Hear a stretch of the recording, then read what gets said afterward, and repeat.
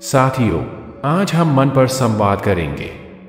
मैं अपने अनुभव से अपने विचार आपके साथ साझा करूंगा। आशा है आपको पसंद आएगी।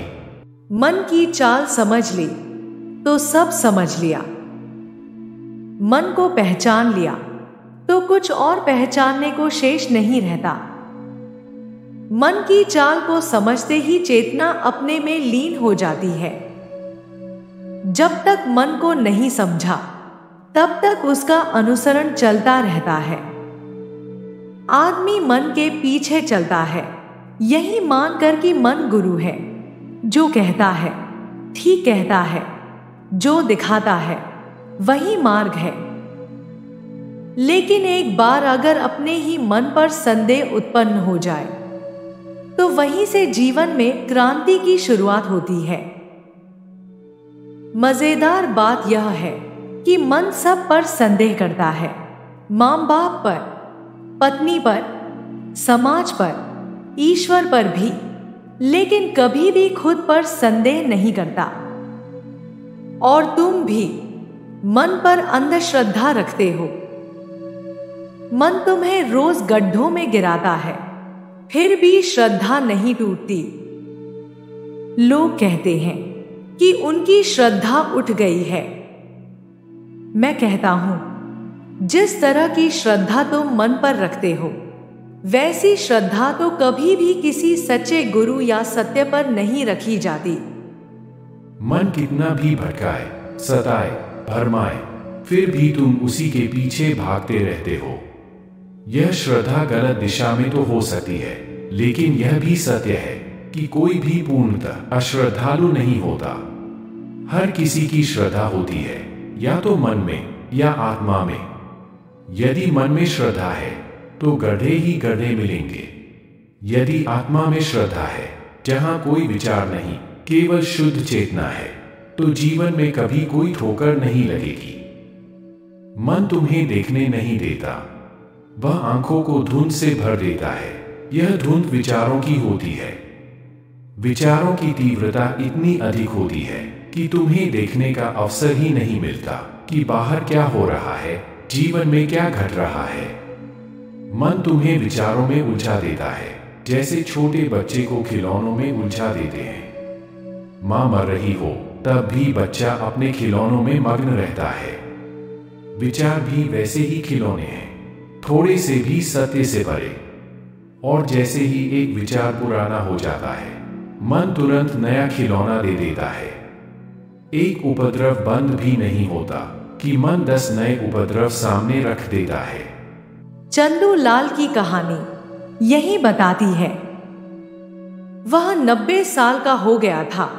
उसका बड़ा बेटा 70 पार कर चुका था। पोते पोती विवाहित हो चुके थे। एक दिन चंदू लाल ने घोषणा की कि वह दोबारा विवाह करेगा। पहले तो सबने हंसी में उड़ा दिया, पर जब उसने बताया कि लड़की भी तय कर ली है, एक अंग्रेज की 16 वर्षीय बेटी, तो परिवार घबरा गया।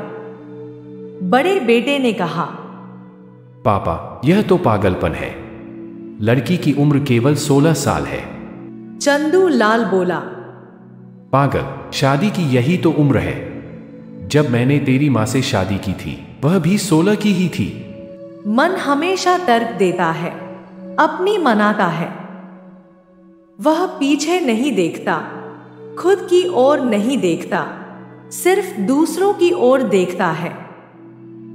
बेटे बहुत चिंतित हुए, डॉक्टर से सलाह ली। डॉक्टर ने कहा, इस उम्र में शादी जानलेवा हो सकती है। फिर बड़े बेटे ने कहा, पिताजी, यह निर्णय मत लीजिए, जीवन को खतरे में मत डालिए। चंदू लाल हंसते हुए बोला, अगर लड़की मर भी गई तो क्या, और मिल जाएगी। लड़कियों की क्या कमी है।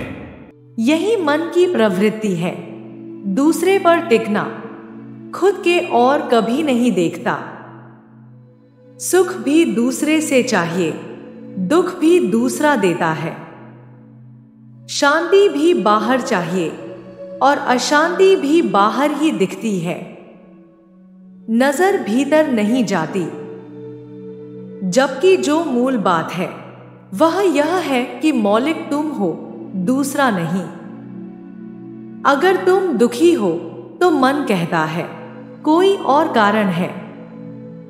अगर तुम सुखी हो तब भी मन कहता है किसी दूसरे के कारण, जबकि दोनों स्थितियां तुम्हारे ही भीतर से उठती हैं।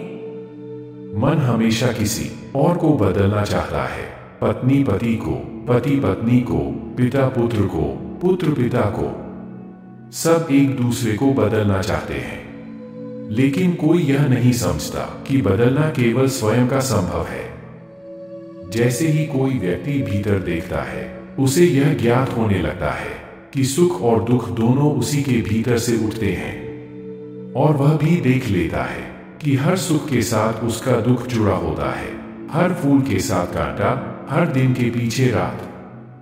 जब यह स्पष्ट हो जाता है तो व्यक्ति यह अनुभव करता है कि हर सुख और दुख साथ साथ है। सुख को चुनना, दुख को भी चुन लेना है। जैसे एक ही सिक्के के दो पहलू, एक को स्वीकार किया तो दूसरा भी साथ ही आया। इस अनुभूति के बाद व्यक्ति सुख और दुख दोनों को ही छोड़ देता है।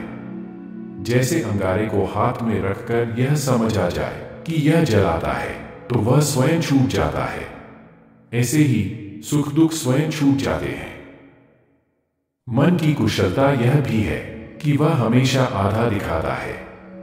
जैसे चांद का आधा हिस्सा छिपा रहता है, वैसे ही मन भी सुख का हिस्सा दिखाता है, लेकिन दुख को छिपा देता है। जब यह समझ में आता है कि सुख और दुख एक हैं और दूसरा कुछ भी नहीं, तो तुम भीतर उतर जाते हो। जो भीतर शेष रह जाता है वही है आनंद, वही है मोक्ष, वही है परमात्मा। आज की चर्चा यही समाप्त करते हैं। साथियों, आशा है आपको ये चर्चा पसंद आई होगी। हमारे चैनल को लाइक और सब्सक्राइब जरूर करें।